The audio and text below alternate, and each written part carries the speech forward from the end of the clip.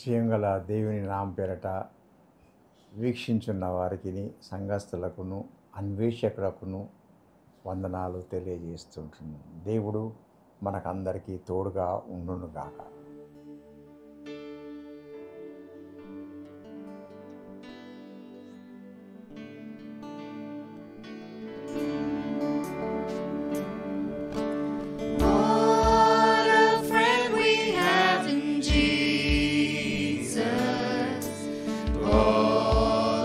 Sins and griefs to bear. What a privilege to carry everything to God in prayer. Oh, what peace we often forfeit. Oh, what needless pain we bear. All because we do not carry everything to God in prayer. Have we trials and temptations? Is there trouble anywhere? We should never be discouraged. Take it to the Lord in prayer. Can we find a friend so faithful, who will all our sorrows share? Jesus knows our every weakness. Take it to the Lord in prayer. Are we weak and heavy laden, covered with a load of care? Precious Savior, still our refuge. Take it to the Lord in prayer. Do thy friends despise, forsake thee? Take it to the Lord in prayer. In his arms he'll take and shield thee. Thou wilt find a solace there.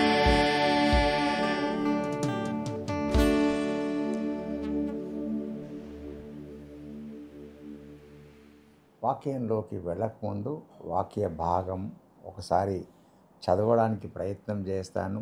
Marks సువార్త 4వ అధ్యాయము, marks సువార్త 4వ అధ్యాయము 35వ వచనం నుంచి 41వ వచనం వరకు ఉన్న వాక్యాన్ని చదువుతాను. ఇది మనం అందరం చదువుకుందాం. మీకు బైబిల్ ఉంటే దగ్గరనే ఉంటే తెరిచిపెట్టుకొని ఉండడానికి ప్రయత్నం చేస్తాం. మార్క్స్ సువార్త 4వ అధ్యాయం 35వ వచనం నుంచి 41 వరకు. దీంట్లో ఒక భాగాన్నే చదువుతాను. 39వ వచనం చదువుతాను. అందుకు ఆయన లేచి గాలిని గద్దించి నిశ్శబ్దమై ఊరకుండుమని సముద్రముతో చెప్పగా గాలి అణిగి మిక్కిలి నిమ్మళమాయెను. అందుకు ఆయన, మీరెందుకు భయపడుచున్నారు? మీరింకనూ నమ్మలేకయున్నారా అని వారితో చెప్పాను.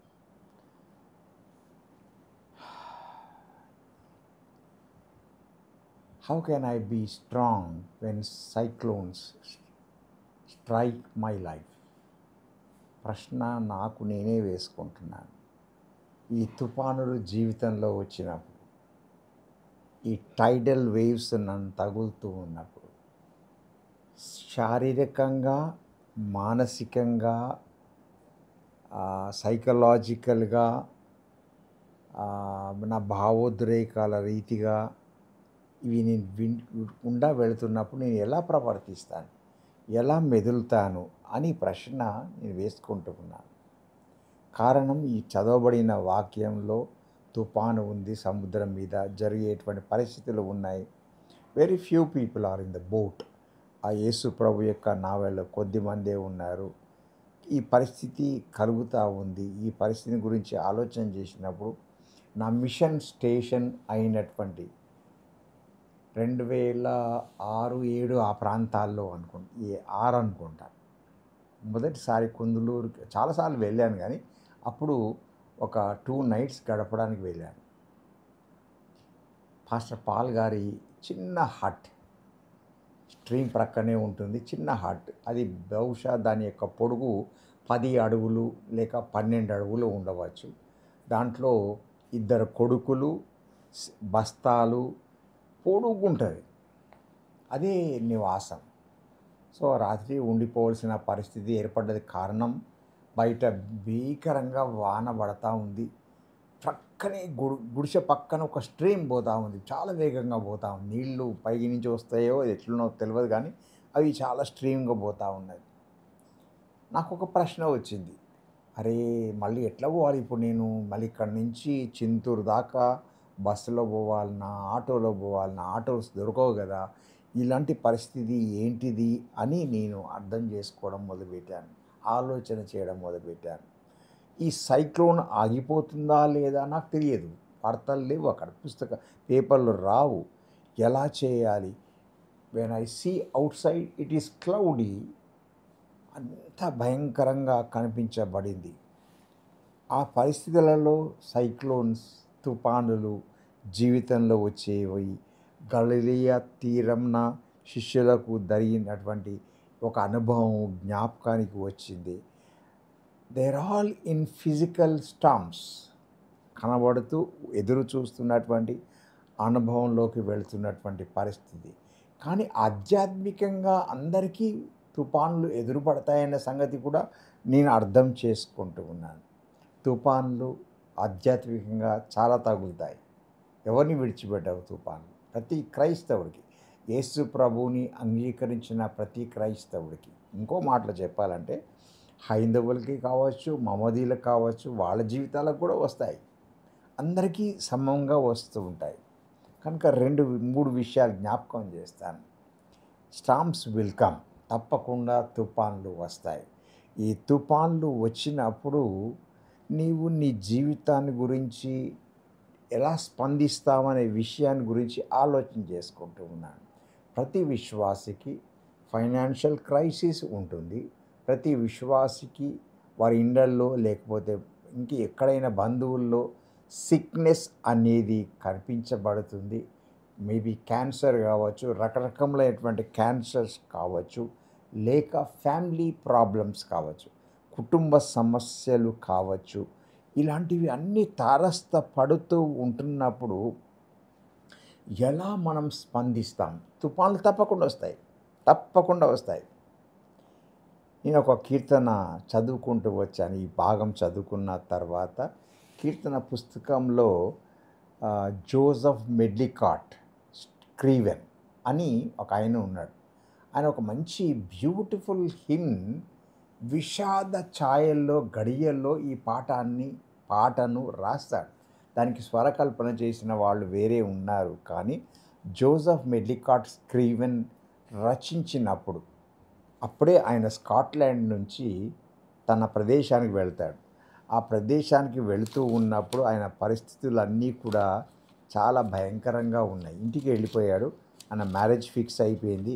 వాళ్ళందరూ కలిసి నెక్స్ట్ డే పెళ్లి చేసుకోవాలి కనుక పెళ్లి కొరకు ఆయన సిద్ధపడుతున్నాడు. కనుక తన ఫియాన్సీతో మాట్లాడుతున్నాడు. చెప్పాడు, let us meet tomorrow on the stream. ఆ స్ట్రీమ్ దగ్గర మనం కలుసుకుందామని వాళ్ళిద్దరు మాట్లాడుకున్నారు. ఓకే, ఆ రోజుల్లో గుర్రాల మీద స్వారీ చేసేటువంటి వాడు. సో తన ఫియాన్సీ ఆ టైంకి ఆమె వచ్చేసింది. వచ్చిన తర్వాత ఆ స్ట్రీమ్ గుండా వెళుతూ ఉంటున్నప్పుడు, నదీ తీరం అదంతా స్ట్రీమ్ వెళుతూ ఉన్నప్పుడు, ఆ కాలువ వెళుతూ ఉన్నప్పుడు రాళ్ళన్నీ ఉన్నాయి. హార్స్ మీద వెళ్తున్నారు, అవతలి గట్టికి పోవాలి, ఓకే వేగంగా పోతుంది, వర్షాలు వస్తున్నాయి, అన్నీ ఉన్నాయి. అకస్మాత్తుగా హార్స్ భయంకరమైనటువంటి కేక పెట్టి 2 కాళ్ళు ముందటి ఎత్తేయడం వల్ల ఆమె నీళ్ళలో పడిపోయింది.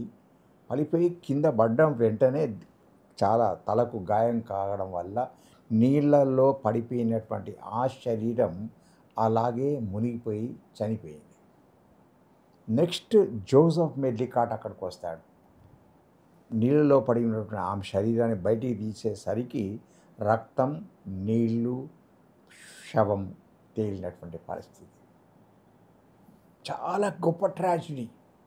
జోసెఫ్ మెడ్లికాట్కి గొప్ప ట్రాజడీ. ఎట్లా ఎదుర్కొంటాడు, ఈ ప్రాబ్లం ఎందుకు వచ్చింది, ఈ సైక్లోన్ ఎందుకు వచ్చింది, ఏంటి ఇది సమస్య అనుకున్నప్పుడు నేను 4 విషయాలు జ్ఞాపకం చేస్తాను.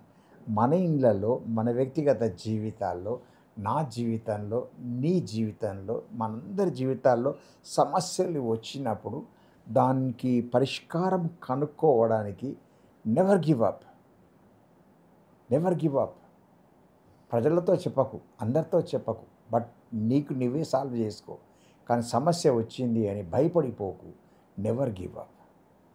నిరాశ చెందకు, సంతోషంతో ఉండు, నిబ్బరంగా ఉండు. Never give up.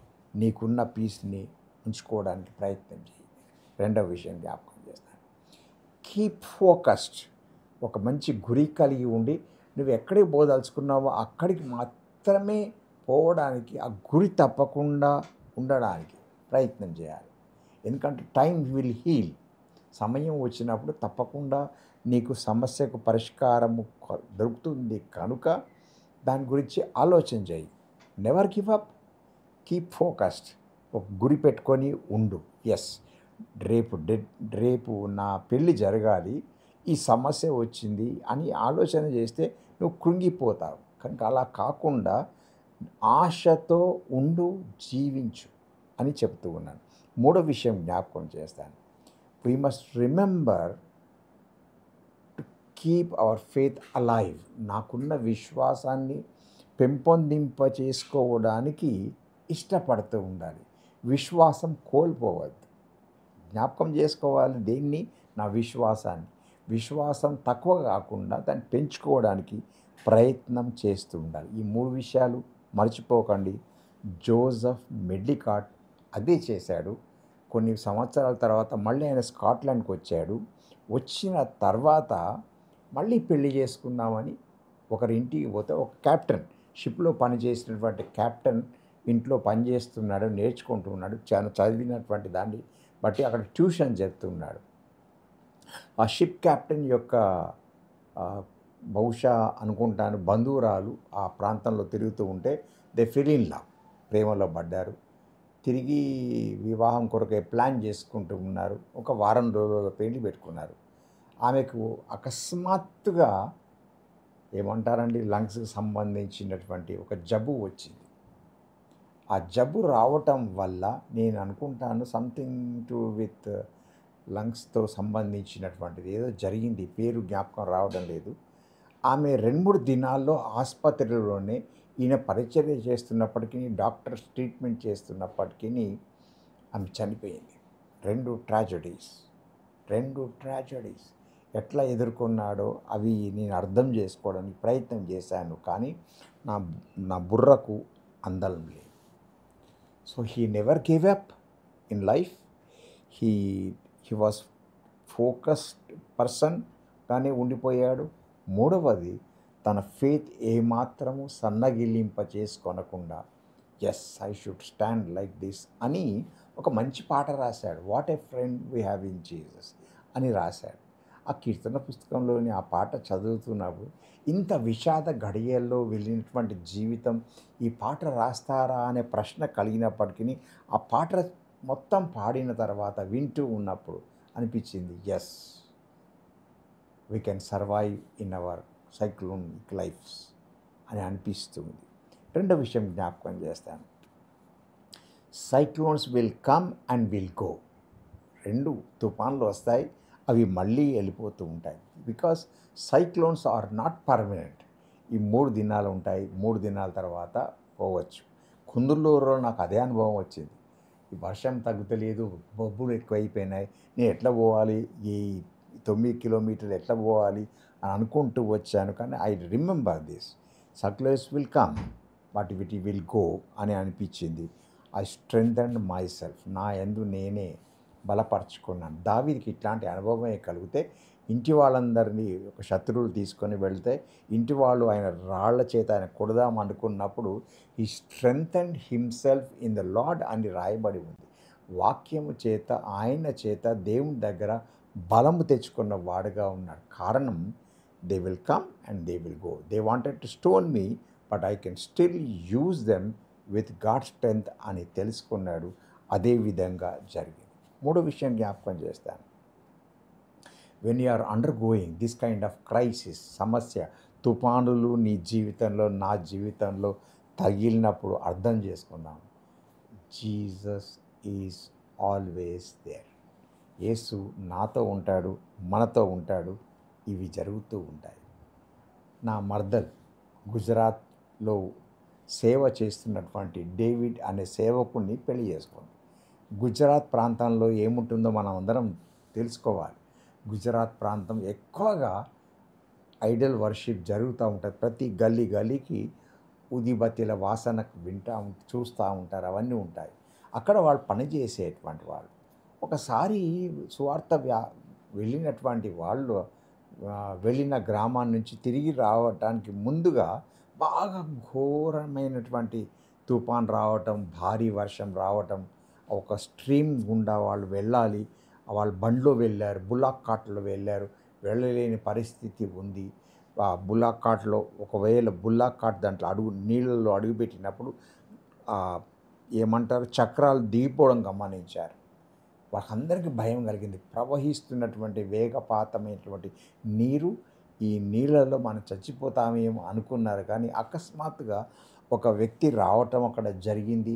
వెంటనే జరగడం వల్ల ఆయన ఏం అడిగాడు, ఏం చేయాలి, ఏమైనా చేద్దామంటే, sir we want to go to the other shore అని కేకలు వేయటం జరిగింది. ఎలాగో అలాగా ఆ వ్యక్తి కూరుకుపోయినటువంటి చక్రాలను బయటికి తీసుకొచ్చి బయటకు బుల్లాక్ కార్ట్ని ఒడ్డున చేర్చి నిలబడ్డాడు. వీళ్ళందరూ ఆయనకు థ్యాంక్స్ చెప్తామనేసరికి ఆయన లేడు.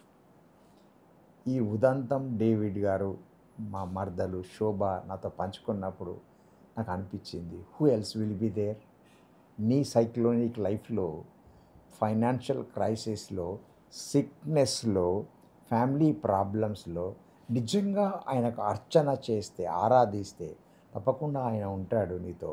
యేసయ్య నీతో ఉంటాడు. What a friend we have in Jesus. మర్చిపోదాం, ఏది సమస్యలు మర్చిపోదాం. అవి రావు అని కాదు, ఉంటాయి, వస్తాయి. కానీ యేసు యందు నిలకడగా ఉండడానికి ప్రయత్నం చేద్దాం. Because he lives, he will be with us అనే విషయం జోసెఫ్ మెడ్లికాట్ తన పాట ద్వారా అనేకులకు తెలియజేశాడు. అర్థం చేసుకుందాం, దేవుని దగ్గరికి వెళ్దాం, ప్రార్థన చేసుకుందాం. జీవాధిపతివైన మా తండ్రి, నీకు వందనాలు.